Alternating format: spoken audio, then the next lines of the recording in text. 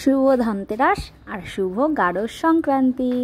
So hello everyone, মনপ্রিয়ার mini ব্লগে তোমাদের সবাইকে আরও একবার স্বাগত জানাই। তো সবাই জানো আজকে গারো সংক্রান্তি, আর সবার বাড়িতে নিশ্চয়ই গারোর ডাল হচ্ছে। আসলে যাদের নিয়ম রয়েছে তাদের, তো আমারও নিয়ম রয়েছে যেহেতু, তাই আমিও চটপট করে ফেললাম গারোর ডাল।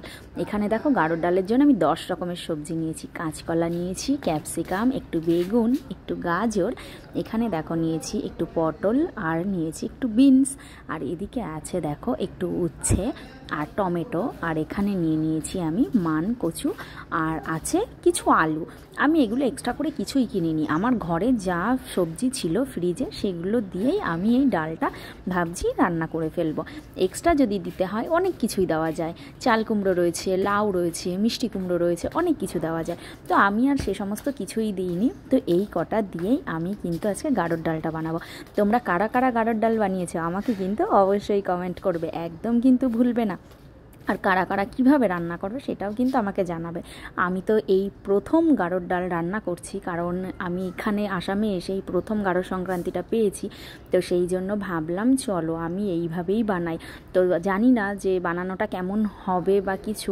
তো এখানে দেখো আমি ডালটা আগে সিদ্ধ করে নিয়েছি। এখানে আমার মুগ ডাল আর মটর ডাল মিক্সড করা আছে। তো এই ডালটা আমি প্রেশারে জাস্ট একটা সিটি মেরে নিয়েছিলাম। এবার আমি ডালটা আলাদা জায়গায় তুলে নিলাম।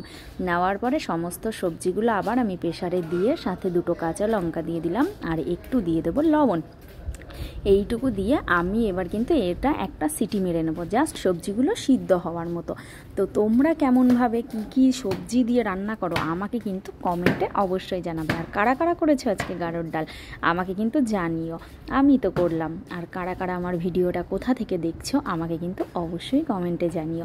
দেখো তোমাদের সঙ্গে গল্প করতে করতে আমার কিন্তু এখানে সমস্ত কিছু সিদ্ধ হয়ে গেছে, জাস্ট একটা সিটি মেরেই আমি নামিয়ে নিয়েছিলাম। এদিকে দেখো আমি ডালটা বসিয়ে দিয়েছি। আর গাড়োর ডালে তো সোমবারা দিতে নেই, সেটা তো সবাই জানো যারা যারা বানাও আর কি। তো এখানে আমি আদা গ্রেট করে একটু দিয়ে দিলাম, আর এবার আমি সমস্ত সবজিগুলো এর মধ্যে এক এক করে দিয়ে দেবো।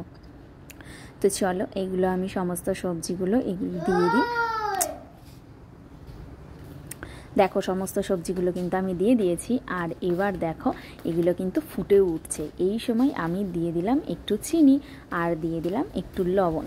জাস্ট চিনিটা দিয়েছি একটু স্বাদটা বাড়ানোর জন্য, আর দিয়ে দিলাম একটু সবজি মশলা। কি করব, কিছু তো সোমবারে দিতে পারছি না, তো এটাকে তো টেস্টি বানাতে হবে, শুধু এই দিয়েই আজকে ভাত খাওয়া হবে। তো ওই জন্য একটু দিয়ে দিলাম গোলমরিচের গুঁড়ো, শেষে দিয়ে দিলাম একটু গরম মশলা, আর ভাবলাম কি একটা এলাচ ফাটিয়ে দিই, তাহলে গন্ধটাও একটু সুন্দর আসবে। ওই জন্য আমি একটা এলাচও দিয়ে দিলাম, আর সব শেষে নামানোর আগে দিয়ে দিলাম ঘি। আমার কিন্তু রান্নাটা পুরো কমপ্লিট হয়ে গেছে, এবার এটাকে আমি নামিয়ে নেব। তো চলো এটাকে এবার সার্ভ করা যাক। এই দেখো আমি কিন্তু এটাকে নামিয়ে নিয়েছি। আমি হলুদ দিইনি, আদৌ আমি জানি না হলুদ দিতে হয় কি না, বাট আমি হলুদটা দিলাম না। তোমরা কি হলুদ দাও আমাকে কিন্তু কমেন্টে জানাবে।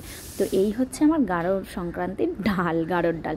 আর এটা হচ্ছে আলাদা করে আমি তুলে রেখেছি। ওই যে কথাই আছে আশ্বিনে রাধে কার্তিকে খায়, তো আজকে রেঁধেছি কালকে খাবো বলে এটা আমি আলাদা করে তুলে রেখেছি।